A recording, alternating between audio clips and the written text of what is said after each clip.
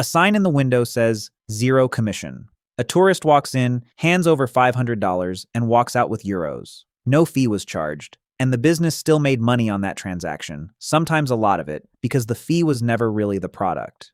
Before you open a money exchange, let's read this business because almost every myth about this industry lives inside a single line most customers never learn to look for. This is the real revenue engine, and it's almost invisible to the customer standing at the counter. The rate a bureau of change actually offers rarely matches the true mid-market rate you'd see quoted on a financial app.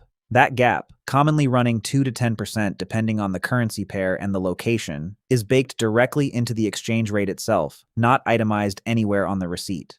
A zero commission sign isn't a sign of a business giving up its margin. It's often a sign the entire margin has simply been moved somewhere the customer isn't trained to look. Layered on top of the spread, many exchanges also charge a visible commission, commonly a flat $5 to $10 or euro fee per transaction, or a percentage-based charge that becomes more noticeable on smaller exchanges. This is the part customers actually notice and compare between competitors, which is exactly why some operators de-emphasize it entirely and let the invisible spread carry more of the real margin instead. Where you set up changes everything about how much spread the market will tolerate. Airports, border crossings, and transit hubs command dramatically higher effective margins than a downtown storefront, precisely because a traveler standing at a departure gate has functionally no ability to comparison shop. A quiet residential area location might need razor-thin spreads just to attract any walk-in traffic at all. Here's the cost line. Most first-time operators underestimate completely. Every bill of foreign currency sitting in your till or your vault is, functionally, inventory. And unlike a shirt or a phone case, its value shifts constantly against your local currency, whether or not you ever sell it. Hold too much of a currency that weakens before you offload it, and you've lost real money without a single bad transaction happening at the counter. Liquidity and hedging costs alone commonly consume close to a third of variable costs in detailed industry models, precisely because managing that exposure isn't optional, it's a core, continuous operating cost of holding foreign money at all. Anti-money laundering and know your customer requirements aren't a one-time licensing hurdle. They're an ongoing operational cost baked into every transaction above certain thresholds. Verification processes, transaction monitoring, and reporting obligations commonly account for a meaningful share of total variable costs. And getting this wrong doesn't just cost money. It can cost the license the entire business depends on.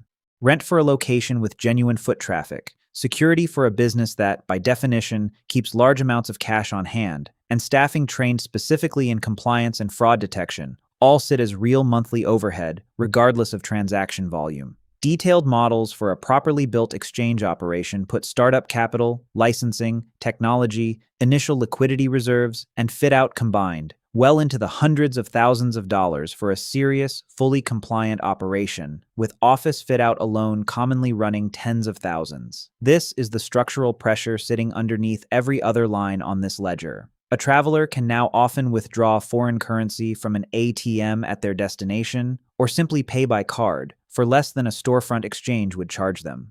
That competitive reality has been compressing spreads and margins across the industry for years, and peer-to-peer currency platforms matching buyers and sellers directly, without a storefront or a traditional spread at all, are compressing them further still.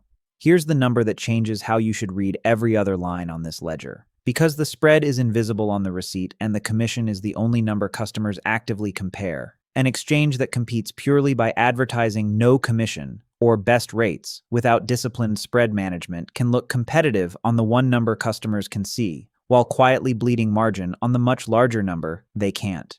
The businesses that actually stay profitable in this industry aren't the ones with the flashiest zero-fee signage. They're the ones managing the spread, the currency exposure, and the compliance overhead together as one connected system, rather than optimizing the one line item a walk-in customer happens to notice. Talking about the fee-visible operator, he advertises aggressively on commission, sometimes genuinely charging zero, to win price-sensitive walk-in customers on the number they actually compare. This operator needs a wider embedded spread to compensate and depends heavily on high transaction volume and location foot traffic to make the model work. And the spread-disciplined operator charges a modest, visible commission while keeping the embedded spread tight and transparent, often building trust and repeat business with regular customers, expats, and small businesses who genuinely compare total cost rather than just the fee line. This operator earns less per transaction on paper, but retains customers longer and depends less entirely on one-time tourist volume that has to be won over and over again.